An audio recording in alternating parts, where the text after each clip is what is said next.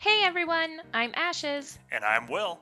and And this this is is Ashes Ashes and and Will Will Do Do Disney. Disney. Each week, one of us will tell the other the history, facts, and stories behind the rides and attractions of Disney that have made special memories for generations. Keep in mind that Ashes and Will Do Disney is not affiliated with or employed by the Walt Disney Company, and our views and opinions do not reflect theirs. Now it's time to sit back, relax, and put on your ears because it's time for Ashes and Will Do Disney.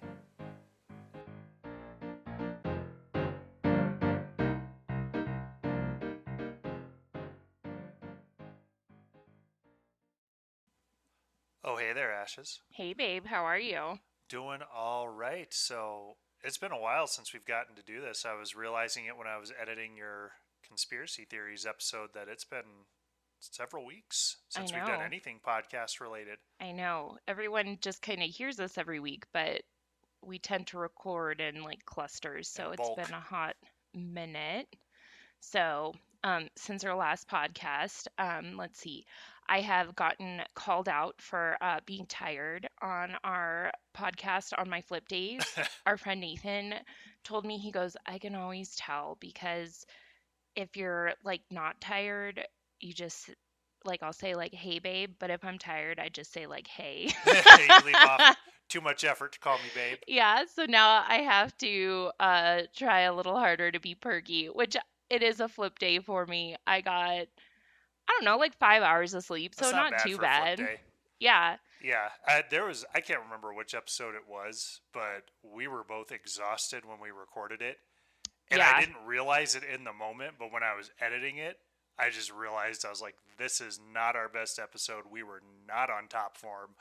We are just sleepy and just not really engaged, but it still got downloaded. So I mean, yeah. I think right now we still only have a solid like 20 listeners that regularly download our it's 20 to podcast. 30. So, But the history of Walt Disney just hit 100 downloads. So thank you all very much for that. I've been yes, literally watching it since it hit the 90s for it to get to that 100 mark, and it super finally exciting. did. I seriously appreciate each and every person who listens to our podcast just because I know we have so much fun doing it. So even if it's only a few people out there who enjoy it, it makes me happy. I It think it's makes it super worth it to do it. awesome. The purpose of this, aside from us having some fun and basically getting little Disney dates with each other, is to entertain people. And if it's entertaining people, then we've accomplished what we were setting out to do. Yep, So I think it's great. I think it's great too. So it's almost Christmas. We're getting close. So you know how most families do Elf on the Shelf? Yep, Well, here in our household, we do Stitch. as in So, Lilo and as Stitch. in Lilo and Stitch. So Disney has a little Lilo and or a Stitch and a Lilo and Stitch book that talks about Stitch coming to visit from Hawaii. Yep. So we kind of took that and just kind of turned it into our own little Christmas tradition of Stitch coming and basically doing the same exact thing as what like Elf on the Shelf does. Yeah, he does things that Elf on the Shelf does. It's called Holiday Mischief with Stitch, and essentially he's learning about. He starts off learning about Christmas, but then Lilo takes him throughout the island to learn about different traditions. So they talk about Hanukkah, Kwanzaa, things like that. And at the end of the story, he jumps out the window because he wants to learn about more holiday traditions. And so at the end of the book, Lilo's basically breaking the fourth wall and looking at you saying, he's probably coming to your house to learn about your traditions, so go ahead and show him. And so Stitch always shows up at our house the day after Thanksgiving. We read the book on Thanksgiving night. And Yep, December 1st, he brings the advent calendars for the yep, kids. he always has brought an advent calendar for the kids. So he's fun. He sometimes is nice and just kind of hides. And sometimes he does naughty things. He tends to be naughtier on the weekends. He respects the fact that I have to work in the morning on the weekdays. So he's usually naughty on Friday and Saturday night. And then Sunday through Thursday night, he's typically pretty nice. Yep, like underwear trees. He has put underwear on the Christmas tree before. Yep. Um, all sorts of fun He's stuff. farted peppermint smells into a jar. Yep. He's pooped peppermint kisses into a jar. Yeah, and then it's really fun to listen to the kids be like, I think Stitch is going to do this tonight. So, Right, right. specifically left things out because they were like, I'm going to leave my Angel stuffy out. Our son left his Simba stuffy out because they were like, let's leave this out for Stitch to do something with. Oh yeah, our middle kiddo is like, I'm gonna leave Nala out tonight. Yep. Yep. They have their plans to the point where I have to be like, okay, he might not do something with your stuffies every night. Yeah, she goes, last night was easy. I think he's gonna do a challenge tonight and hide somewhere harder. Yeah. I was like, okay, well, we'll see what happens.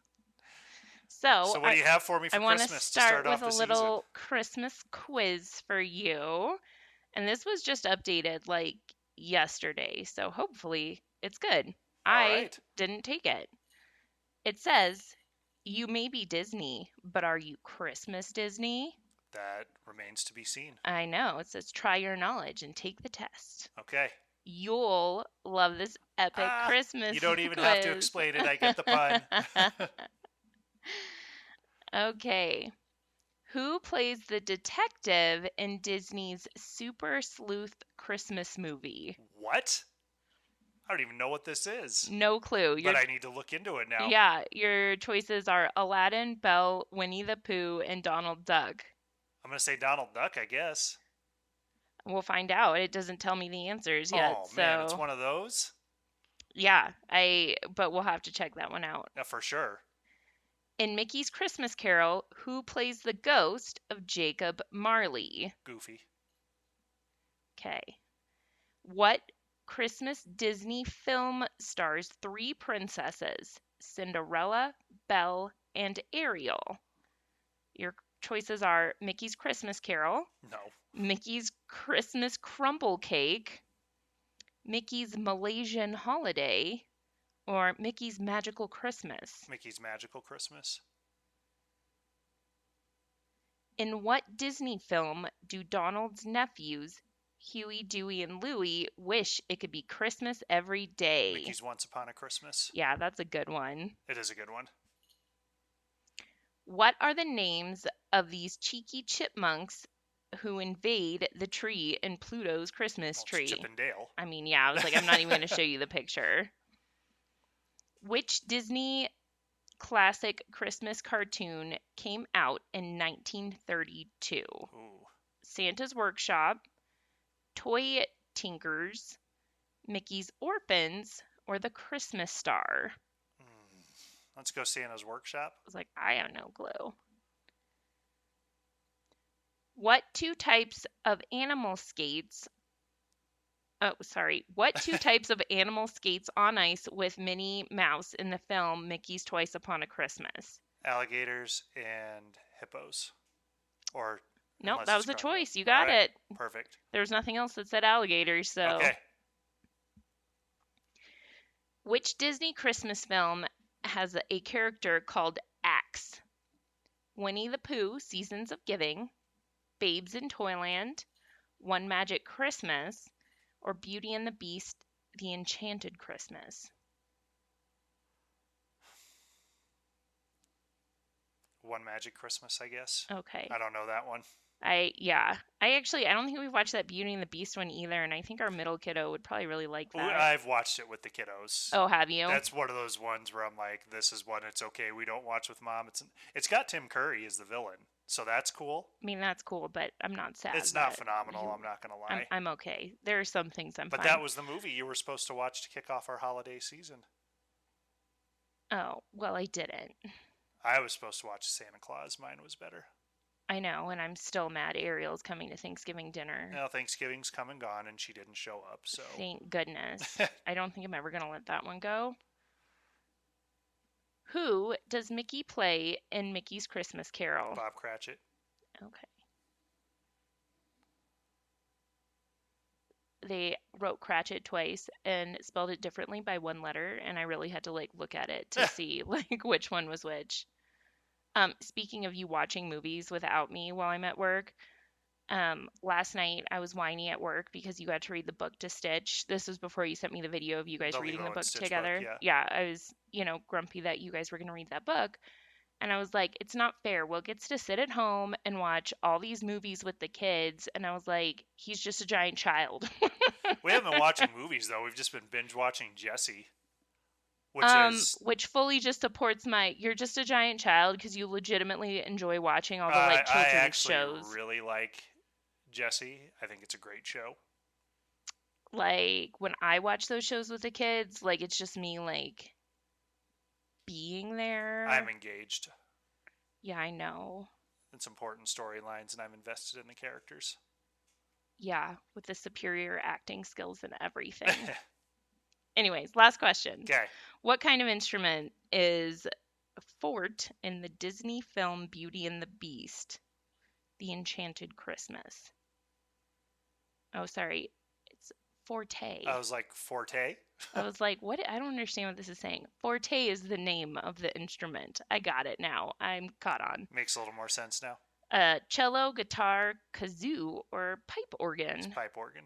I wish it was a kazoo. That's Tim Curry, if I remember right. There's actually a kazoo. Well, I mean, I don't know if. I mean, I think that's probably just a choice. That doesn't necessarily mean there's a kazoo in the movie. Oh. You got an 8 out of 10. All right. Oh, where did it go? Pretty good. Not quite perfect, but a Well, great no result kidding. It's on only a very 80%. difficult quiz. Let's see. Okay, let me go find out. Yeah, will it tell us the answers? So the Disney Christmas film that has a character called X is One Magic Christmas. That's what I said. No, you said. No, I said One Magic Christmas. Did you hit the wrong answer? No, you said Beauty and the Beast. I sure did not say Beauty and the Beast. I said one. So I got a 9 out of 10.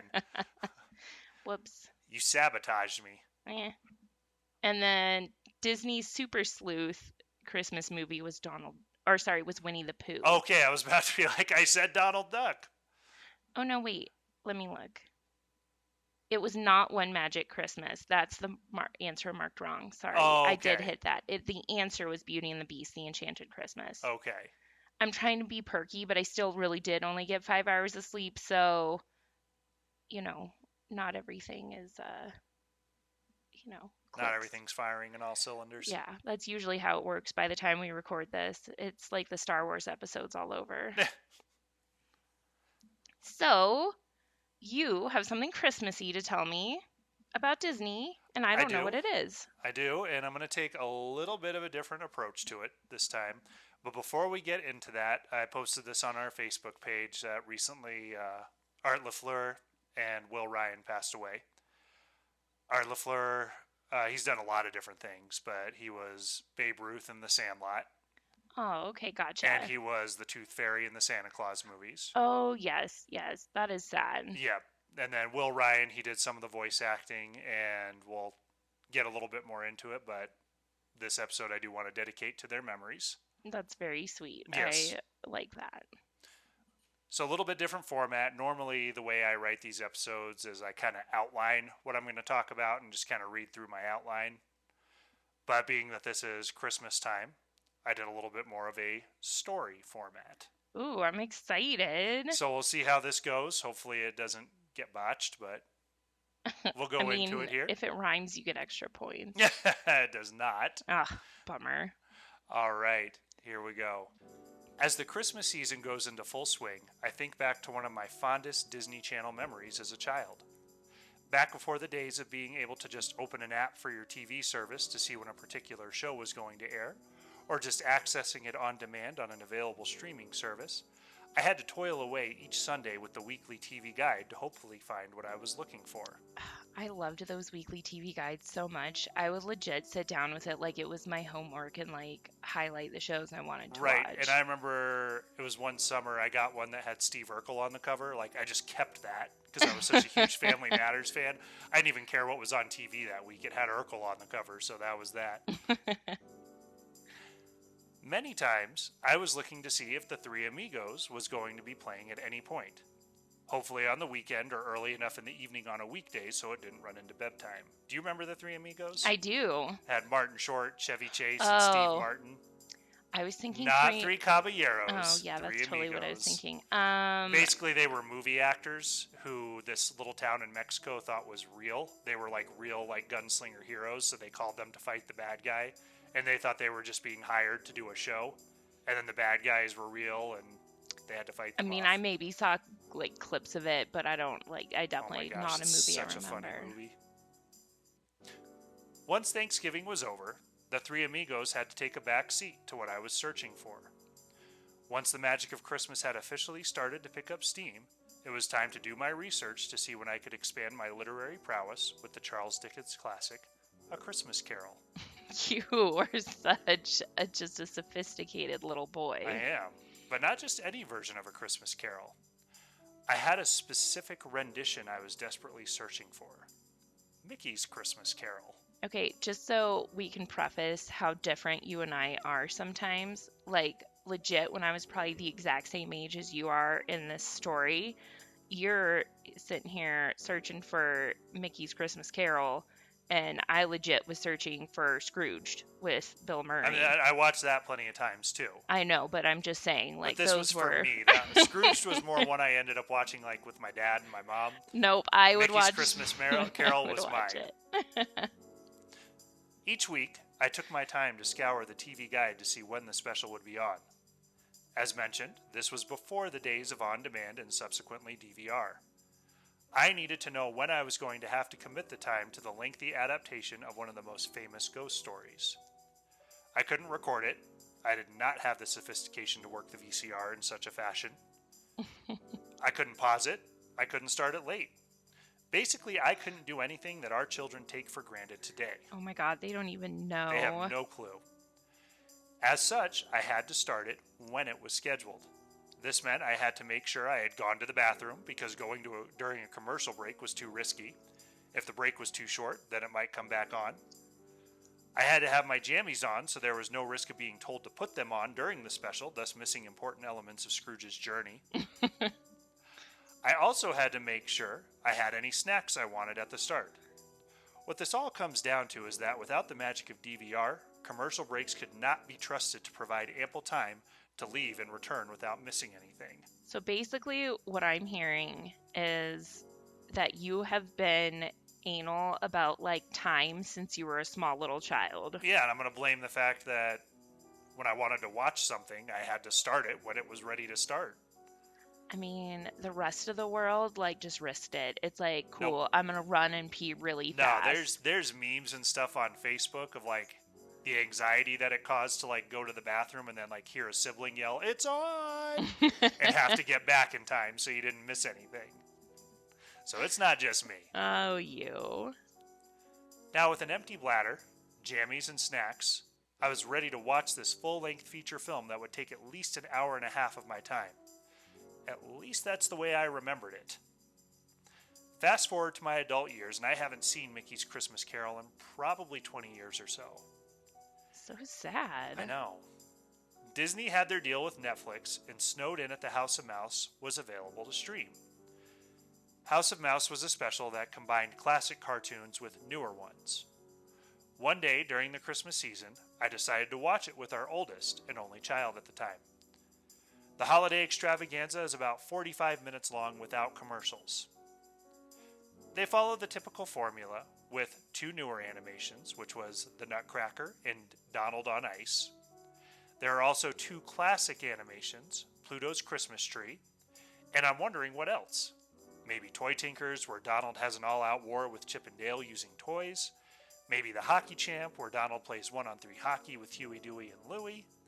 Whatever it is, they're waiting to close out the show with it. We get to the end of the show and Mickey starts to introduce the final cartoon.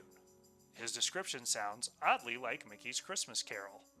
Basically throughout this whole thing, because they're snowed in, Donald is a complete grump about everything.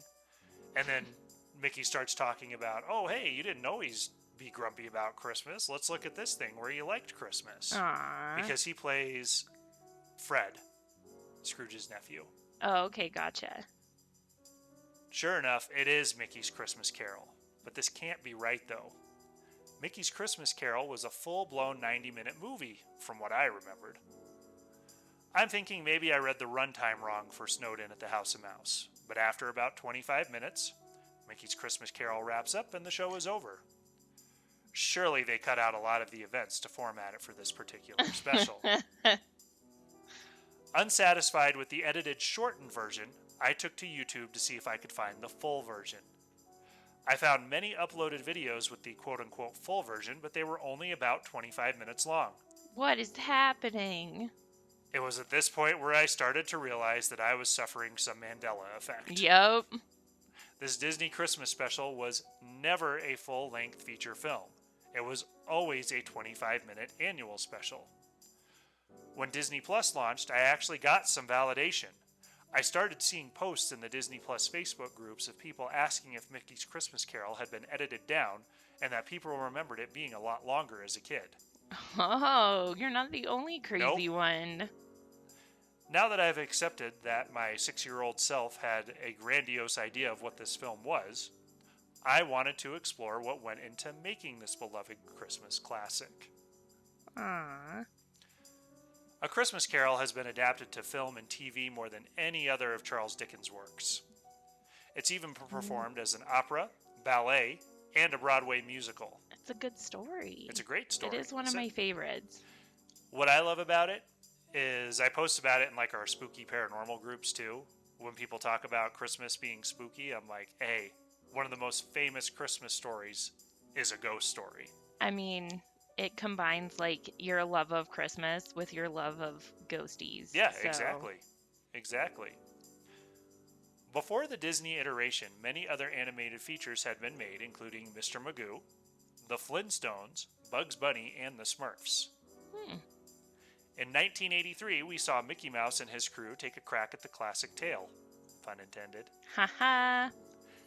This was actually based on a 1975 recording Disney did of the story called An Adaptation of Charles Dickens' Christmas Carol, performed by the Walt Disney Players. The credit for the script in 1975 goes to Alan Young and Alan Dinehart, but if we're being totally honest and candid, Alan Young wrote the entire script, save for one line from Dinehart that was spoken by Willie the Giant, who played the ghost of Christmas Present. I mean, clearly that one line was important enough to earn him That was some enough to credit. give him a credit on writing. This was not the first time Disney characters had been used for A Christmas Carol, though. In December of 1949, an issue of Rexall magazine had a 2-page comic that featured Donald Duck as Scrooge, and the entire cast was ducks. What? I want to see that. The record featured the voices of Walker Edmiston as Willie the Giant. Alan Dinehart did some of the miscellaneous voices, and Hal Smith was the voice of Goofy. It featured music by Buddy Baker, with lyrics by Tom and Francis Adair. The duration of the record was 36 minutes, which was longer than the 1983 animated release. I'm really starting to feel gypped with the length that this 1983 cartoon was. The characters on the record were substantially different than the characters of the animated feature. So Merlin from The Sword and the Stone was the ghost of Christmas Past on the record, played by Jiminy Cricket in the animated version. Okay. The Old Witch from Snow White was the ghost of Christmas Future, who was played by Pete in the animated feature. Oh, they are switching it up. They were. All of the songs from the record were cut, and the only song in the film was Oh, What a Christmas Day. On the record, the fundraisers for the charity were played by Honest John Longfellow and Gideon from Pinocchio, who were bad guys in Pinocchio. Gotcha. And they were played by Mole and Rat in the film from Wind in the Willows. Which was Mr. Toad. Oh, okay. I was like, movies I clearly haven't seen. You know. Well, I think we watched it and I fell asleep. Yeah, you went to bed. Nothing new. In the 1975 recording, it is specified that Mickey's nephew, Morty, is playing the role of Tiny Tim. So, wait, let me just say, like, these are just, like, records as in, like... Like vinyl records you put on a record player, and you just listen to it? Yeah. It's Okay. like a podcast, Ashley. Okay, thank you. Children live such different lives back then than what Correct. our kids do. Oh, I know, it's just crazy. If they only knew. let's talk about it. How did we get to this animated movie? A young man named Bernie Mattinson got a job basically being the errand boy for Disney after he graduated school. However, You would do that job in a heartbeat. absolutely, I would do that job in a heartbeat. However, his real passion was with animation, and he was particularly good at storyboarding. He impressed with his storyboard for Winnie the Pooh and Tigger 2, and that landed him a spot working on The Rescuers, The Fox and the Hound, and The Black Cauldron. Mattinson had been chopping at the bit to do a movie with the Fab Five of Disney, which was Mickey, Minnie, Donald, Goofy, and Pluto. And he wanted to do something based off the 1975 recording of A Christmas Carol. He sent it to then CEO Ron Miller, who called Mattinson 2 days later to figure out why he was being bothered with these ideas. Rude. Mattinson had a brief moment in which his soul left his body because he thought he had stepped out of line sending his ideas directly to the CEO. It turned out Miller was only joking about being bothered by it, and he actually loved the idea. Okay, my soul would have left my body as well. Absolutely. It was Mattinson's directorial debut, and because it was so successful, he got to direct The Great Mouse Detective. Oh, I love that movie. Alan Young voiced Ebenezer Scrooge, a voice he carried on to the original DuckTales for Scrooge McDuck. Oh, nice. And Mattinson liked the work Young did as Scrooge, that he was also the voice of Hiram Flaversham in The Great Mouse Detective. Which, when we watched that movie, I picked up on that they were the same voice. Oh, you would. Will Ryan, who recently passed and we've dedicated this episode to his memory, did the voice of Willie the Giant and Pete. Okay, that's cool. The big publicity of this movie was that it was the return of Mickey Mouse to the screen for the first time in 30 years. Mark Henn was the animator assigned to lead the charge on Mickey's animation. He based a lot of his work on the animation from the 40s, drawing inspiration from Mickey and the Beanstalk and The Sorcerer's Apprentice. Aside from the core characters, the film is filled to the brim with cameos. Primarily during the Fezziwig party scene, Fezziwig's played by Mr. Toad. Some of these cameos include the Three Little Pigs, the Big Bad Wolf, Clarabelle the Cow, Horace Horsecollar, Chip and Dale, Huey, Dewey, and Louie, among many others.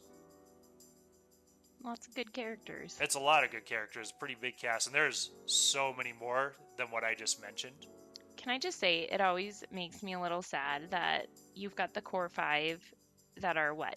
Mickey, Minnie, Goofy, Donald, and Pluto. Yep. And I always just feel so bad that Daisy gets left out. Especially for the sole fact that, Daisy is Donald's steady girlfriend. Yeah, I just feel really sad about that. Why she doesn't get the same... Why is Daisy getting the shaft here? I have no clue. Anyways, not part of the story. That's okay. You can keep going. It's all right to talk about it. In 1984, Mickey's Christmas Carol was nominated for an Academy Award for Best Animated Short Film. However, it lost to the claymation short film called Sunday. This was the first Oscar nomination for a Mickey cartoon since 1948. I have no clue what Sunday is, though. I don't know. It's claymation, though. It's not a Disney one. Clearly, and it clearly did not stand the test of time because I have no clue what it is. And I still watch Mickey's Christmas Carol. Yeah. Originally, it was planned that the film would air annually on CBS, but a strike squashed the plans for that. It was also discussed to make it a full-length feature film, which I had always thought it was anyways, apparently. But it was decided that since it was only going to be good to show around the holidays, it wouldn't be worth the money to make it a full feature. I mean, I feel like there's about a bazillion Christmas movies out there that have proved that statement wrong. Yes. But, whatever. It's okay, though. One idea for the full-length movie would have Scrooge walking past his pet store each day with an excited Pluto in the window. Oh. Scrooge would resist the dog's puppy eyes until the end, where he would buy Pluto for Tiny Tim. Oh. There were several accompanying merchandise pieces that went with the short, including a book with a cassette to read along with the story, exclusively sold at Radio Shack. Did it go inside one of the Teddy Ruxpin? Probably not, because Teddy Ruxpin isn't Disney. Yeah, Ruxpin. Thank you. I was like, that thing. I know, but I wonder if you could have put it in him. I mean, maybe. I mean, technically, Teddy Ruxpin was just like a cassette player. I know. I mean, by all means, he was literally the most terrifying tape recorder or tape player out there, but he was also amazing. I had the companion pieces too. I did too. Where it was like the caterpillar. Yeah. That went with them, and you could connect them with the cord, so that way the caterpillar's parts played on the caterpillar. It's pretty fancy. It is pretty fancy. Super high tech. Very. Now, I gotta go back to Radio Shack too, because I remember my dad was like a tech guy. Yeah. I mean, he figured out how to like hook two VCRs together so we could bootleg the VHSs that we rented. Ooh. Yeah, he was pretty savvy that way. So Radio Shack was actually pretty big part of my childhood. I mean, I do remember going to the Radio Shack in the mall quite often. Yeah, but I wasn't there to like look at anything cool. While my dad was looking around, I remember it was the back corner of the store. It was like the back left-hand corner of the store. There was like a box of like different magnets. Like just the standard like circle magnets. Just to play with? I just played with them. I mean, you gotta do something. That's all I did. And that's literally like, I was never upset to go to Radio Shack because I'm like, cool, I'm gonna go play with magnets today. You're like, done. Life is good. Yeah, life was good. Again, things our kids would take for granted because they'd never just be okay with going and playing with magnets while we looked around at stuff. I know. Those children. Yeah. Hardee's ran a promotion where you could get a plushie from the film. Ooh. The film was so successful that Magic Kingdom at Walt Disney World made windows displays featuring scenes from the short during the holiday season. Aww. Now, this wasn't a real big one, because, I mean, it's a 25-minute short that they have. So that's what we've got for Mickey's Christmas Carol. I like it. And yeah, this is one that I still watch. Still a little bitter that it's not an hour and a half long like I remembered it being. I mean, I just feel like that sums up childhood really well. Like, it's kind of like, you know, how Goofy remembers Potato Land being something totally different from when he was a kid. 100%. Mickey's Christmas Carol is my Potato Land. Yep. Because as a kid, I remembered it being this huge movie. I loved getting in my jammies and watching it. But and then let's as an be adult, real, really, like, it's only 25 minutes. And that TV guide, well, it only took up one square then. You know, because they were half-hour grids. Yep. It's only one square. Yep, exactly. And yeah, you did. You had to sit there and research it. You had to look day by day to see when something was playing and if it was going to play. I remember that life. And thinking about the Three Amigos, going back to that, because I was always looking to see if that was on. I remember I looked in the TV guide. It told me when it was going to be playing. I got set up. I was all ready. I turned on Disney Channel because that's where it was going to be on. I was all set. And then the Three Amigos didn't come on at the time it said it was going to come on. That was always the biggest disappointment. Yeah. And I remember I was furious. I was storming around the house saying that the TV guide lied. To which I don't know why this was a big deal, but I basically got reprimanded for calling the TV guide a liar and how that wasn't polite and I shouldn't be accusing something of lying. Oh, William. I didn't quite understand that one, why I was getting in trouble for calling the TV guide a liar, but if it looks like a duck, it walks like a duck, and it sounds like a duck, it's probably a duck. I mean, maybe you shouldn't be rude to the duck. Well, then maybe the duck shouldn't lie. Your mom was probably just tired of listening to you whine. And storm around the house complaining about the Three Amigos, which I'd seen probably 20 times before. I mean, in all fairness, when I was a kid, I would, every time we went to the grocery store, because they had the, like, VHS rentals there. Yep. I literally would just always rent, like, the same movie over and over and over again. And that was Look Who's Talking. Yep. And sometimes I would spice it up and get Look Who's Talking too. Yep, I got those. And I just keep watching them. Then there was Look Who's Talking Now with the dogs. Yep, I watched that one plenty too. That I was a little bit older when that one came Yep. out, but That was a Christmas movie. it's true. It is true. Can watch that one with the kids. Now, I do remember too going to the part with Pete in the Ghost of Christmas Future. I feel like no matter what rendition you watch, and I get it, it's supposed to be, no matter what rendition you watch of A Christmas Carol, it's terrifying when you get to the Ghost of Christmas Future. Oh, for sure, always. Yeah, I That mean, one's even always scary. yeah, even with Pete, I remember he lights his match on the gravestone and lights his Yeah. cigar up, and that's when you see his face, and he shows him Terrifying. that it's Scrooge's grave and throws him in there, and Yep. absolutely terrifying. But I keep watching it over and over. And one thing I was a little disappointed with, and don't get me wrong, I love this too, is the new DuckTales. They kind of dip their toes into that Christmas Carol realm where Scrooge acts like he hates Christmas and he goes and locks himself in his room, but then they catch him basically like he's partying with the ghosts. Gotcha. And they make a joke about it. They're Like the OG, like ghost. it's like not the OG ghost okay. though. Like Ghost of Christmas Past, he's still a cricket, but it's not Jiminy Cricket. Okay. The Ghost of Christmas Present, he's like a pig, so it's not Willie the Giant. Okay. And Ghost of Christmas Future is just like a Grim Reaper looking thing, which it generally is what he is. It's not Pete. Yeah. So, but they make the joke where they're like, why are you partying with these ghosts? Like, how did you meet these guys? And basically they make the reference of they accidentally haunted him because his name is Scrooge. They thought he was Ebenezer Scrooge, so they haunted him. And ever since then, he They've goes and just parties with them because pals. Yeah, they're pals because that's Scrooge McDuck's time to just get away from everything because he's always so busy being a millionaire and the richest duck in Duckburg, and that's his time to hide away. So he pretends to hate Christmas so that way no one bothers him so he can go party with the ghosts. I'm very amused by your grown-up analysis of yet another children's show. Well, it wasn't really a grown-up analysis. That's just what it is. I know. You and your kids shows, William. Me and my kid shows that I watch faithfully. Yes, very much so. But we do find out though too, because the whole episode of that he does talk about like legitimately not liking Santa Claus. And then so the last Christmas episode DuckTales did, they actually explain why he doesn't like Santa Claus. Okay, well now I have to know. So it's because they were partners.